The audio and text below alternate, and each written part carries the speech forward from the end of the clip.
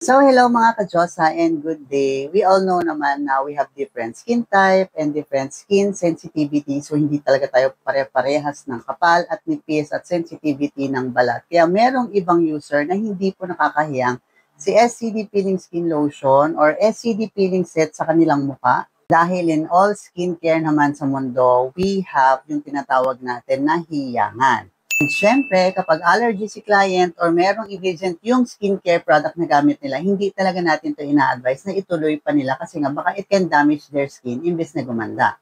So ito yung mga question na nakukuha ko recently na Miss RC, kung hindi namin hiyang or hindi namin kaya yung intensity ni SCD Peeling Lotion or ni SCD Peeling Set, ano ba yung pwede naming alternative na gamitin. So ayan, kung hindi nyo po kayang sa SCD Peeling Skin Lotion, ito po yung mga pwede ninyong pagpilian. Number 1, we have the SCD Whitening Sakura Set. So, ito yung ginagamit natin as our facial maintenance after using SCD Peeling Skin Lotion sa ating mukha.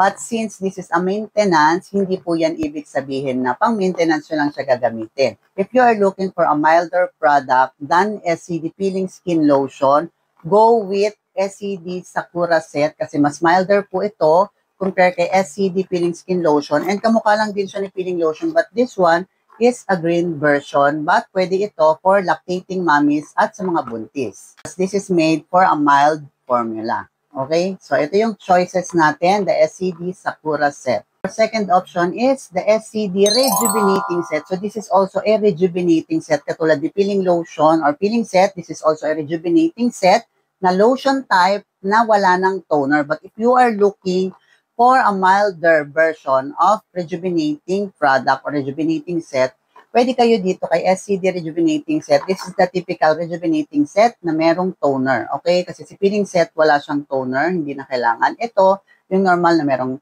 rejuvenating cream, sunblock para sa morning, kojic soap, and rejuvenating cream. So, ayan. Siguro naman very familiar na sa inyo yung pagdating sa ganito klaseng mga normal or typical na rejuvenating set. But of course, it doesn't mean na sinabi kong ito yung typical na rejuvenating set is katulad na siya ng ibang brand ng rejuvenating set. Of course, every brand po is mayroon silang secret recipe in every product na gagawin nila. So of course, the formulation and the effect is different.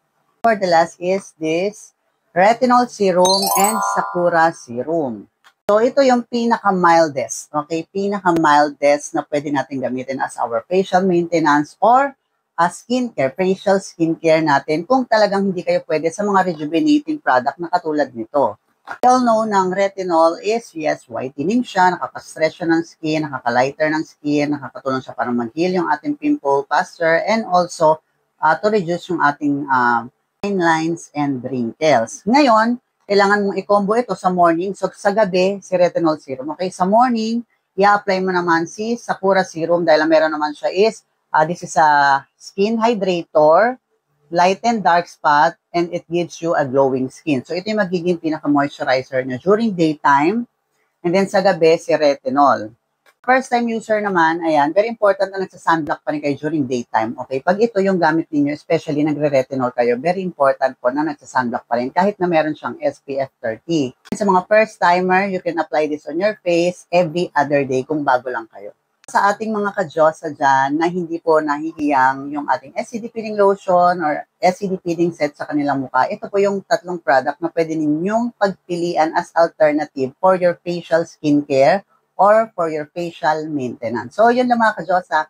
Hopefully, nakatulong ang video na ito sa inyo. And for more product knowledge and video tutorials, don't forget to follow my TikTok account, RC Diyosa. So, yun lang and have a great day po. Bye-bye!